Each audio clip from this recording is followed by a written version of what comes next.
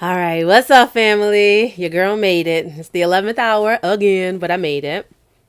All right, so in today's episode, I want to talk as briefly as I can about how, because I had this disconnected relationship with my mother, I kind of felt like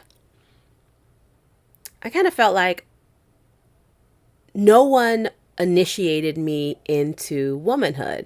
And I paused because in my mind, I'm like, can't other women initiate you into womanhood? Yes, they could. However, I don't know if anyone felt obligated to do that or anybody felt like duty bound, like a mom would feel, to initiate me into womanhood. Now, with that being said, some of you guys watching this have had mothers in your life your whole life and also probably was never really like initiated into womanhood. Probably just like kicked in there like, oh, you got your period, you're a woman. You know what I'm saying? So I do recognize that presence of a mother in your life doesn't mean that you're going to be initiated into womanhood either. However, for my particular example, I felt like one of the things that I was healing over this last 5 years as I've been doing my womb healing, one of the things that I've been healing is my identity around being a woman, and more specifically, I've been really exploring what type of woman I would like to be. In my mind, ideally, a mother and a daughter would have a series of conversations or a series of situations where the mother would affirm the daughter as a woman once the daughter turned a certain age or once the daughter met certain milestones, developmental milestones, right? And I know that's not happening in every family, but as I imagine forward for how like a healed mother-daughter relationship would be, how a healed relationship would be for a girl in her community, I imagine that there would be elder mothers, parents, etc. The village would at some point affirm the daughter and would basically initiate her into womanhood by recognizing that, like, okay, you are no longer a little girl. You know what I'm saying? You are now a grown woman, and these are the differences between being a little girl versus being a little woman, a grown woman. You know what I'm saying? In my mind, a healthy mommy-daughter relationship would be at the core of that initiation process. All right, and so this is something that I've been processing over the last 5 years as I've been healing my relationship with myself and my relationship with my maternal, my identity of a mother figure, is I really believe that it is the women, the woman and the women, the older elder women in a girl's life who will first initiate that girl into womanhood, into adulthood. All right.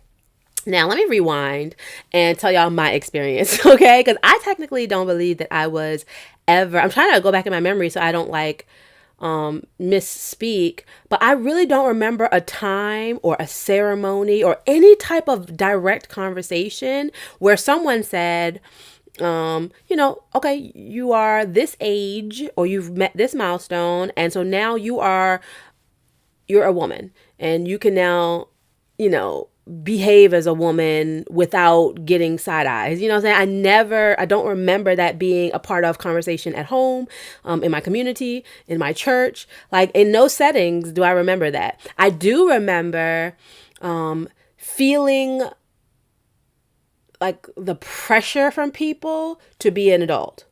Like, to be an adult, but not necessarily somebody saying you're a woman adult. Like, in your womanness. You know what I'm saying? Here are the ways that you are now a woman. You know what I'm saying? I do remember people, implying that, like, okay, here are ways that you need to be an adult. You need to pay bills. You need to have your own place. You need to, you know what I'm saying, take care of your responsibilities. I recall those kinds of like situations and conversations, but really feel like was no initiation. Kind of just had my period, became a woman. You know what I'm saying? Like, it was wham bam. Like, had the sex talk. It was wham bam. Like, it was real. Like, we skirted past, you're a woman now. We kind of skirted past that whole like entry into womanhood. Other things. Okay, so as I was growing up, and some of you guys are going to relate to this, as I was growing up through different stages of my developmental journey, I often felt like people expected me to remain a little girl, a good little girl at that, forever. Like, and I always chuckle when I read some of these posts on social media and things like that, because some of these posters out here just, they're speaking to this very point that, like, there are some things that women don't do. You know what I'm saying? That little girls do. There are some things that women do that little girls don't. Like, there's a difference. There is a difference. Like, a woman is not just a grown-up girl. You know, a woman has transformed in a way that she will never ever be able to be a little girl again. You know what I'm saying? And a little girl is not quite, she's not steeped long enough. You know what I'm saying? She has not gone through enough to really ever be considered a woman. You know what I'm saying? And so there's that. There's that. Often felt like I was encouraged to be a little girl, good little girl forever. And no one ever said, oh, you should do this. This is what good girls do. Or no, you should do that. This is what, good women do. Like, nobody ever said those words like explicitly, but I remember doing little things or wearing little things or behaving certain ways, and the reaction that I received from people said all the things about, like, ooh, we don't like that, or that's not what we do, or blah, blah, blah. Like, it was that kind of experience. And I found, that as I have given myself permission to color outside of the lines, or to venture away from the Proverbs 31 version of a woman, as I've begun to embrace some, I'll say, controversial, or some gray area expressions of womanhood, I've noticed again that some people that makes them uncomfortable. Like, being so unapologetically in my womanness, and in my, not necessarily a little girl womanness, like being in that, like, grown womanness, like, I define me, create me energy. Everybody is not comfortable with that. Everybody is not comfortable with that. And to me, that's one of the flaws of our society, is that our society is still trying to figure out what to do with grown women. And to another point, what to do with a goddess who is, like, into the sacred realms up there. Like, society is still trying to figure out what to do with our energy.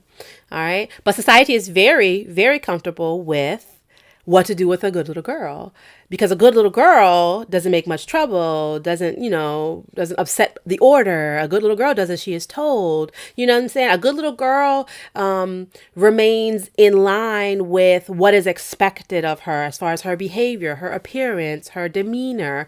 You know what I'm saying? And so I often felt like, and really, even in my early 30s, I often felt like, people were just more comfortable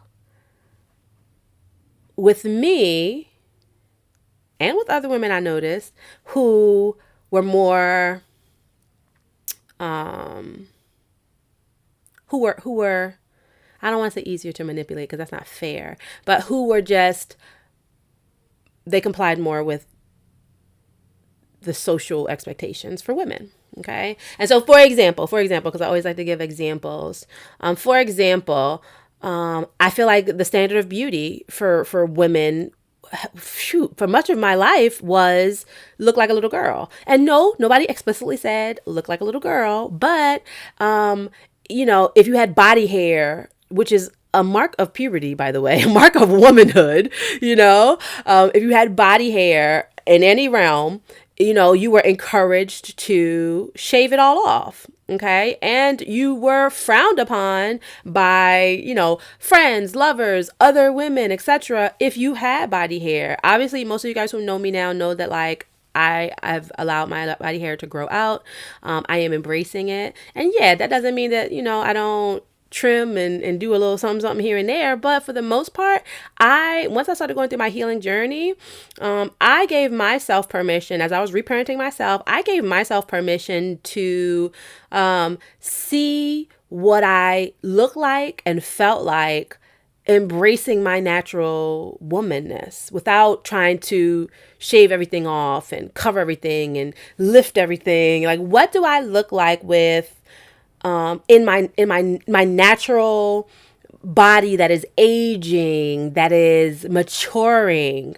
And I love it. I love that I did this. Like, I love that I've given myself this permission. I feel like a mother figure or mother figure is supposed to affirm a female in this way of like encouraging her to like love your natural body. Yes, you can do all the things and add to, accentuate, nip, tuck, whatever. But first, stop at self-love and see how that feels first. And then decide after you have loved you, whether you really need to enhance or do anything, And so this is something I gave myself. This is the gift I gave myself as I was healing over the last few years. And so I gave myself permission to allow my body hair to grow out, against my lover's, preference. And then my lover ended up liking it. Go figure. You know what I'm saying? So the things. I gave myself permission to not be so rigid about wearing a bra. Oh my gosh, growing up, and this may seem like petty or small to some people, but you probably are people who don't wear bras, because those of us who have to wear bras day in and day out, one of the most relaxing feelings at the end of the day was letting my boobs free, like out of that bra. Just like, oh, like just whoo, you've been sitting up and sitting tight and, and granted, I do understand the appeal of wearing a bra on how that is more socially acceptable and blah, blah, blah, blah. I do understand. And at the same time, as I was healing my relationship with myself and my womanness, some part of me was like, yeah, but like, are you a woman that feels like you have to have everything just so tucked up and perfect? Or are you a woman who is very comfortable with the natural hang of her breast, the natural like look of it, the natural, expression of it, without having to cover up all the things, cover up your nipples and cover up all the things. Like, okay, I get it. Some places, nipples should not be, expressed. And yet with my masculine counterparts, there's no taboos around their nipples being out. There are like very few places and spaces where male nipples are shamed for being out. However, on a female, there are very few places where a female's nipples being out is not shamed. Like we're often encouraged to cover it up, lift it up. You know what I'm saying? Like, and so, and healing my relationship with myself, which I attribute to like, mommy wound healing, I started giving myself permission to see what my natural hang was. Like, feel how I feel just naturally being who I am without trying to like make everything look prim and proper. You know what I'm saying? Wear my natural hair, wear my natural, body hair. I gave myself permission to do this. Also, over the 5 years, I gave myself permission to kind of see what kind of woman I wanted to be as far as my demeanor, as far as how I behaved. Because growing up and even in my adult years, I was encouraged to, in essence, do as I was told or do what was expected. And no, nobody ever said those words to me directly. But when I behaved in a way that was outside of expectations, or when I behaved in a way that went against the group's thought or against my authority figure's thoughts, the response I received left a very clear message that not adhering to expectations is a threat. You know what I'm saying? Like, it's a problem, and so that that was a very clear message. I'm checking. You guys see me. I'm checking my memory just to make sure I'm not misspeaking. But yeah, that was a very clear message that I received in church spaces, work spaces, school spaces. Like often, when I had very strong thoughts, which were right, by the way, I'll put that in it. But you know what I'm saying, like was accurate. When I had very strong thoughts, I made very excellent points, or when I just kind of like just I want to say colored outside the lines, but really what I mean is when I just asserted any type of intellectual power and authority, no matter how much I wrapped it in like honey, it was intimidating to people. It intimidated people. And often I found that people tried to level me, versus raise me up and praise me for that kind of behavior. Again, equating to my theory that like society really has historically wanted us to remain little girls forever, because little girls don't assert any type of authority. Good little girls don't assert any type of authority, any type of intellectual power. Like they don't. They do as they're told. They're yes sirs, yes ma'ams. Okay, they're very compliant. They're very, I'm gonna follow what you say, And so I did find that, when I was not in my good little girl behavior, even as a grown adult woman in academia, in work, like even when I was in these like these positions of power, people did not expect me to be powerful. They did not like it. They wanted me to be they wanted to be the more powerful person, or the more powerful. They wanted to be the authority. They wanted to be smarter, or they just wanted to have bigger energy, and they wanted me to have not so big energy, and it was a threat. It was often seen as a threat, which made me then have to question myself, like, should I back down? Should I just lean in? And so that was something that I've been healing over the last 5 years, just the time and the place to lean in, the time and the place to lean back. Now, funny thing is, after healing a lot of my trauma with authority figures and things, I actually discovered that I love to be submissive. So plot twist, plot twist, right? I actually discovered that my natural essence is very submissive, but it is submissive by choice. I just like the way it feels for me to be in my submissive energy. That was absolutely not who I was prior to 5 years ago. Prior to 5 years ago, I was in I wish a hunt would try me. You know what I'm saying? I was in that kind of mindset because I had been so used to having to protect myself and to be on guard, in this society that mistreats women. I had been so attacked that I was in a eat or be eaten state. And so I was very much like a get you first. I'm gonna say something really smart, or I'm gonna say something really powerful, or I'm just gonna checkmate this. Like whatever I'm about to say next, whether it's an academic discussion, work related discussion, a relationship, platonic relationship, romantic, sexual, whatever, I'm gonna checkmate this. You know what I'm saying? Like we dick measuring, at this point, like, you know what I'm saying? Like, yeah.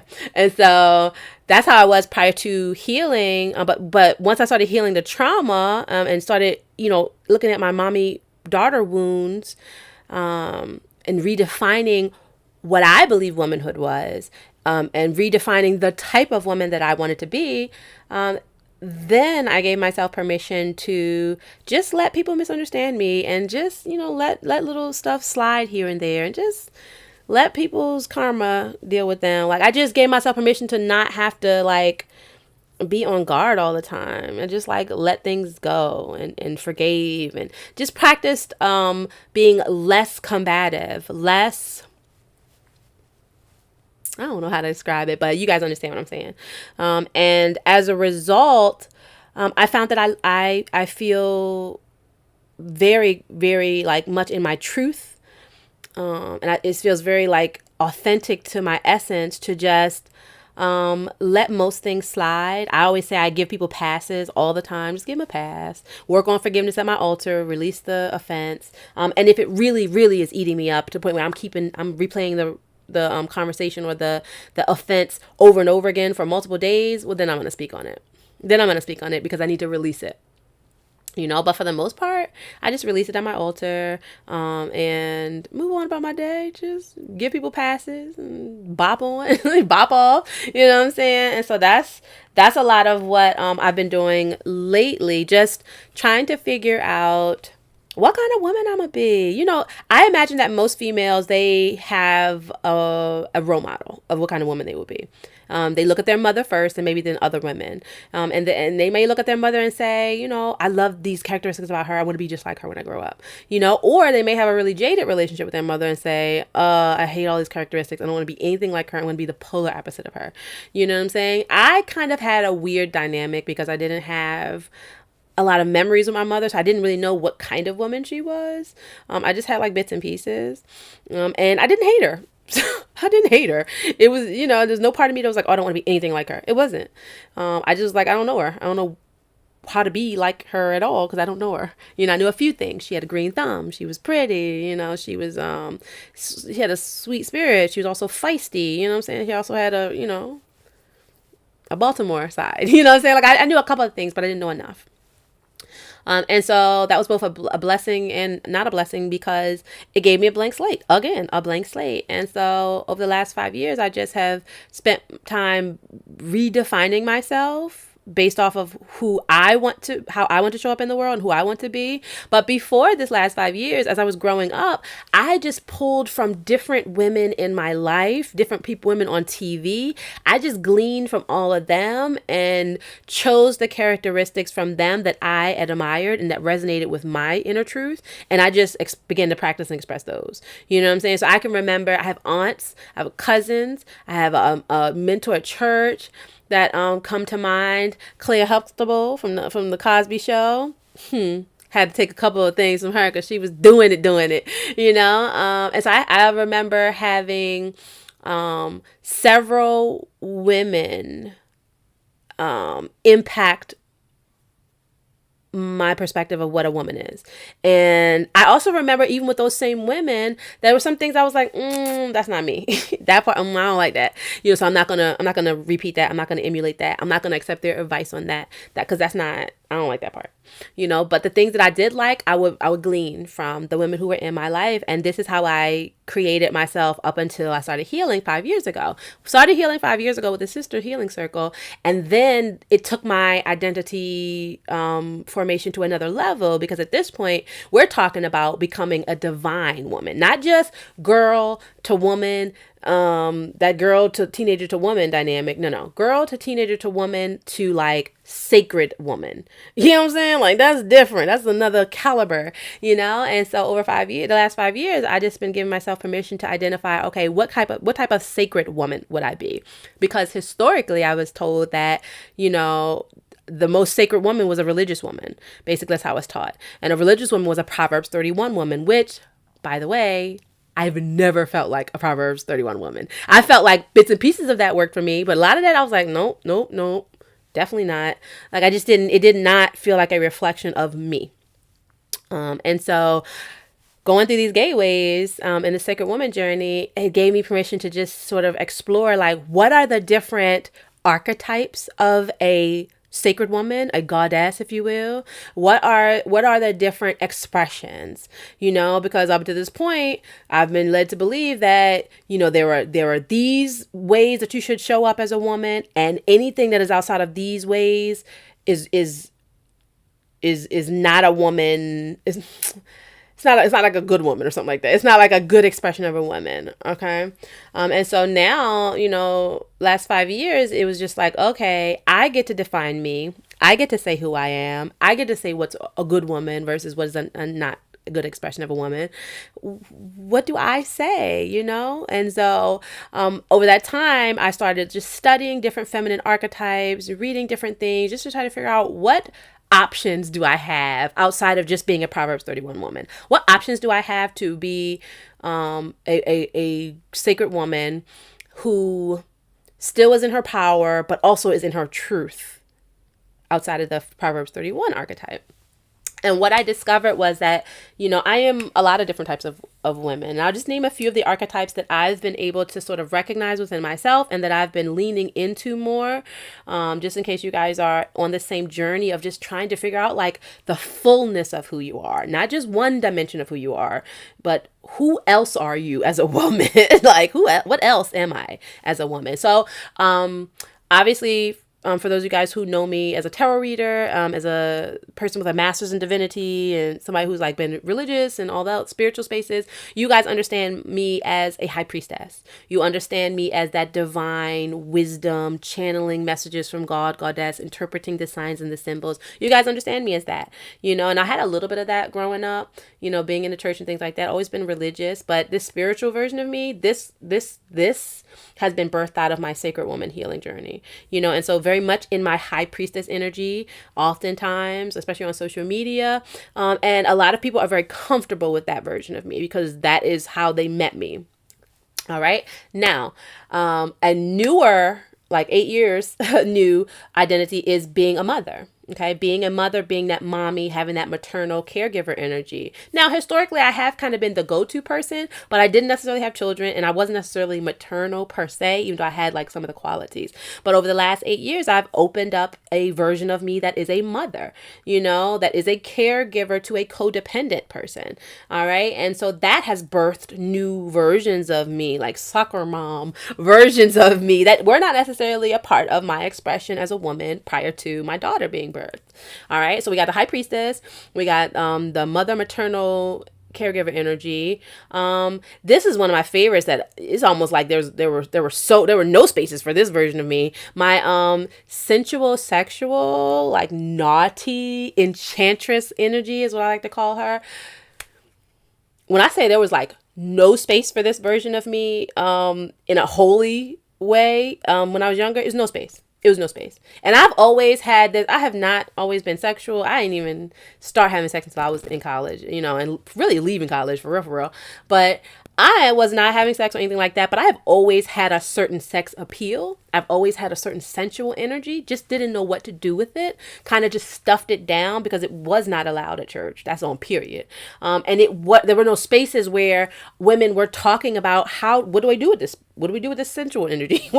How do you be a sexual woman? How do I wind my hips to move my sensual energy without it being interpreted as sexual? You know what I'm saying? Like there were no spaces, I didn't have the mommy energy that was kind of like orienting me into like my sensual, sexual, sacral version of myself.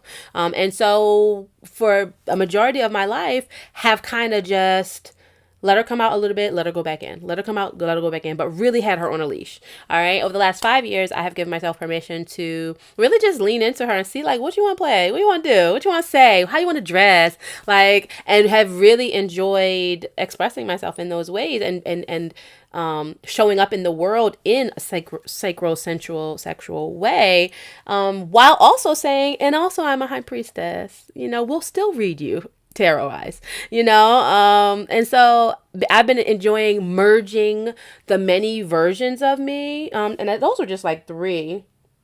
Yeah, I didn't say anything about the warrior goddess, but that version, the intellectual, there are so many versions of myself that are still awakening. I'm still practicing them. And there are so many versions that have already awakened, and they are multiple. They're more than just a Proverbs 31 woman, understatement. And some of the personalities and characteristics they appear to be opposing each other, or they appear to be like contradicting each other, but they're not.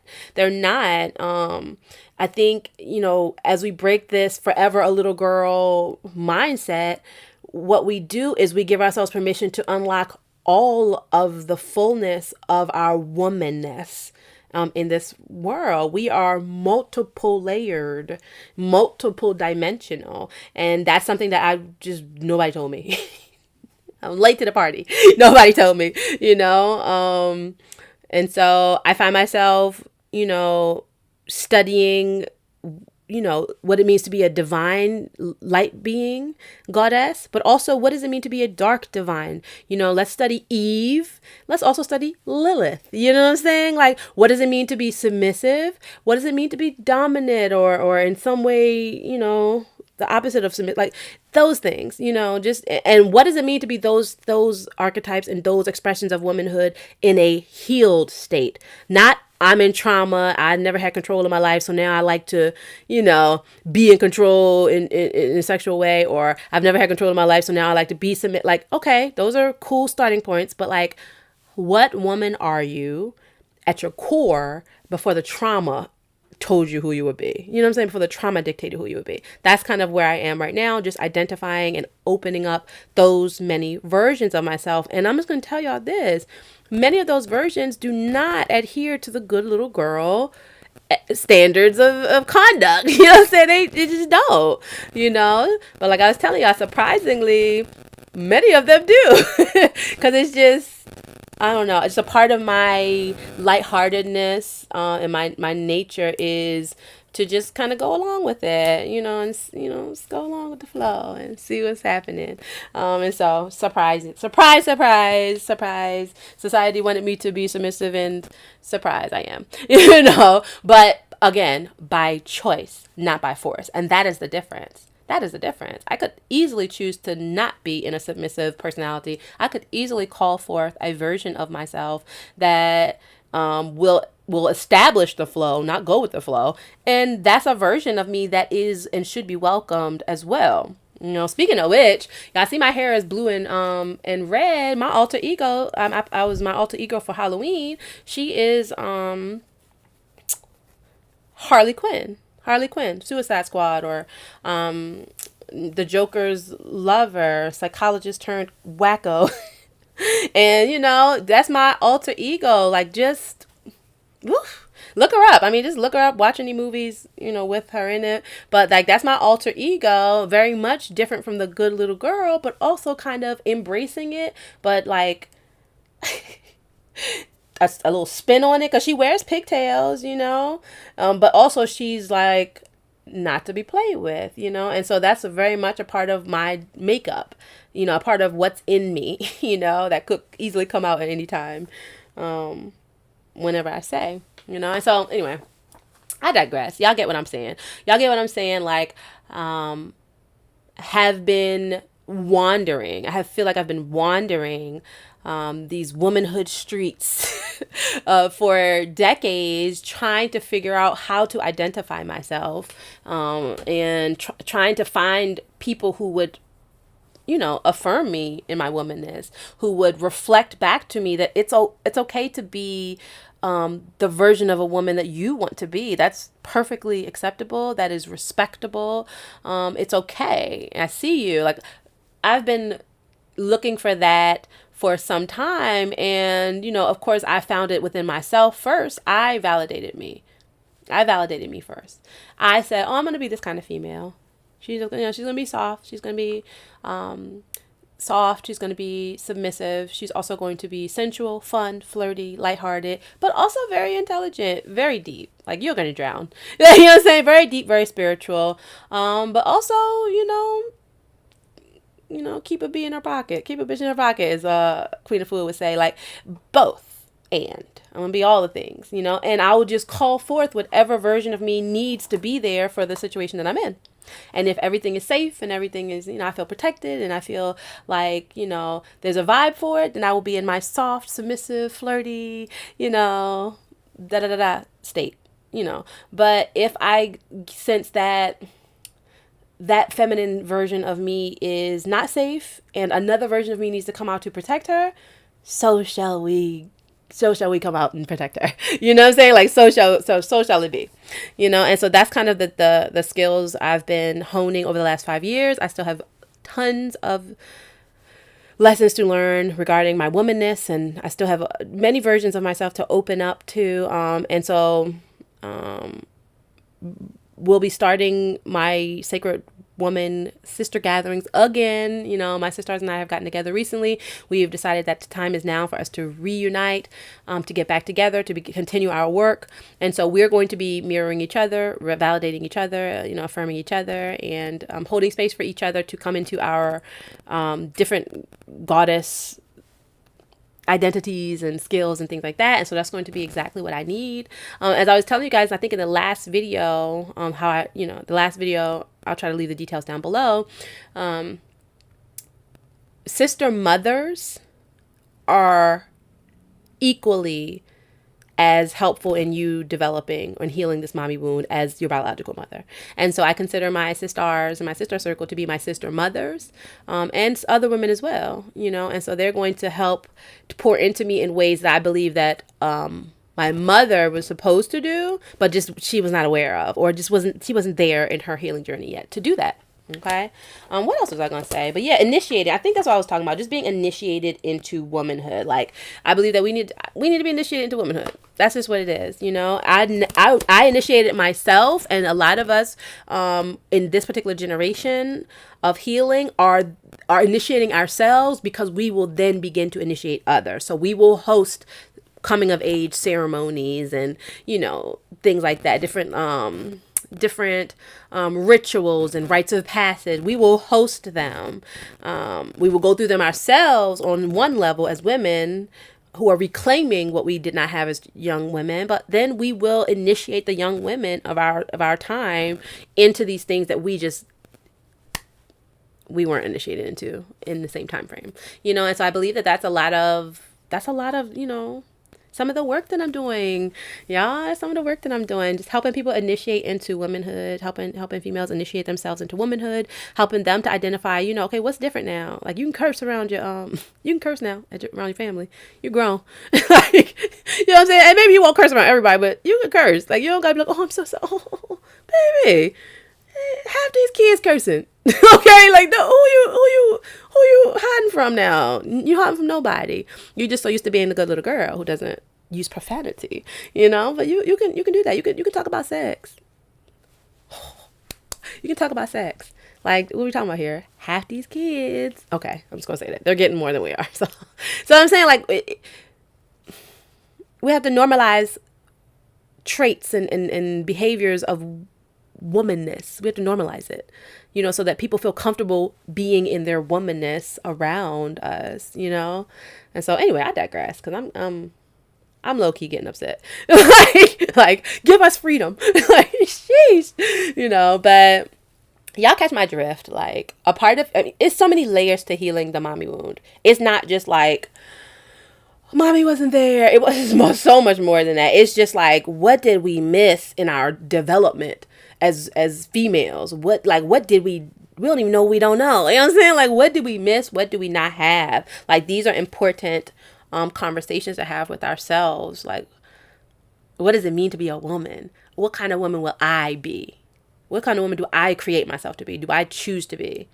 Because as a woman, you define yourself for yourself. As a little girl, somebody else defines you for you, and you go along with it. But as a woman, you say, and you are the judge and jury. So how about that? All right, y'all. Let me get up off of here so I can upload this. I'll see you guys in the next week's episode.